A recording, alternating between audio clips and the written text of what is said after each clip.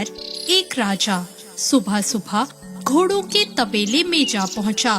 तभी वहां एक साधु भिक्षा मांगने आ गए।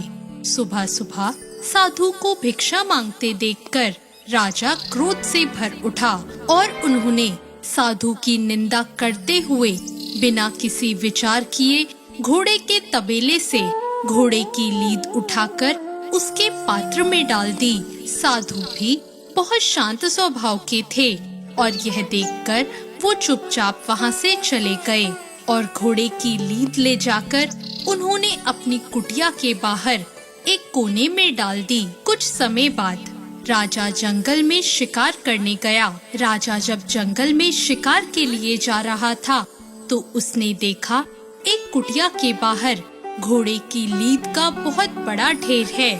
उन्होंने देखा यहाँ तो कोई तबेला नहीं है और ना ही दूर दूर तक घोड़े दिखाई दे रहे हैं। तो राजा आश्चर्यचकित होकर कुटिया में गया और साधु से बोला, महाराज आप हमें एक बात बताइए, यहाँ कोई घोड़ा भी नहीं है और ना कोई तबेला, तो यहाँ इतनी सारी घोड़े की लीद कहाँ से आई? साधु ने प्रेम पूर्वक कहा, राजन यह लीद एक राजा ने मुझे भिक्षा में दी है।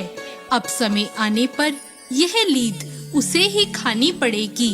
यह सुनकर राजा को पूरी घटना याद आ गई और वह साधु के पैरों में गिरकर माफी मांगने लगा और उसने साधु से प्रश्न किया कि मैंने तो थोड़ी सी लीद ही दी थी पर यह बहुत अधिक कैसे हो गई? साधु ने कहा, जब हम किसी को कुछ भी देते हैं तो वो दिन प्रतिदिन बढ़ता जाता है और समय आने पर हमारे पास लौटकर जरूर आता है। राजन यह उसी का परिणाम है। यह सुनकर राजा की आंखों में आंसू आ गए और उसने विनती करके कहा कि महाराज मुझे क्षमा करिए, मैं आइंदा ऐसी गलती कभी नहीं करूँगा। आप मुझे कोई उपाय बताइए जिससे मैं अपने दुष्ट कर्मों का प्रायश्चित कर सकूं। साधु ने कहा, एक उपाय है, आपको कोई ऐसा कार्य करना है जो दिखने में तो गलत लगे पर वास्तव में गलत नहीं हो। जब लोग आपको देखेंगे तो आपकी निंदा करेंगे। जितने लोग आपकी निंदा करेंगे उतने ही आपके पाप हल्के हो जाएंगे। यह सुनकर राजा अपने महल में आकर काफी सोच विचार करने लगा और अगले दिन सुबह उसने शराब की बोतल ली और चौराहे पर बैठ गया।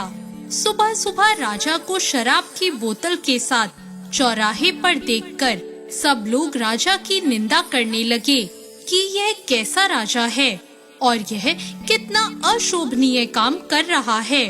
पर राजा लोगों की परवाह किए बिना पूरे दिन शराबियों की तरह नाटक करता रहा।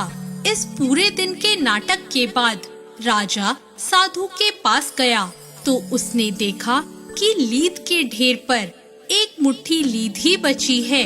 उसने आश्चर्य से कहा, महाराज यह कैसे हुआ?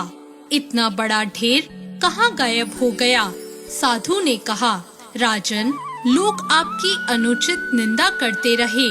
जिन लोगों ने बिना सच जाने आपकी बुराई की, उन लोगों में आपका पाप बराबर बराबर बढ़ गया। जब हम किसी की बेवजह निंदा करते हैं तो हमें उसके पाप का बोझ भी उठाना पड़ता है। जैसा हम किसी को देंगे वैसा ही लौटकर वापस आएगा। इसलिए हमेशा लोगों की निंदा करने से बचें, अच्छे कर्म करें, इसी से जीवन सफल हो सकता है। धन्यवाद।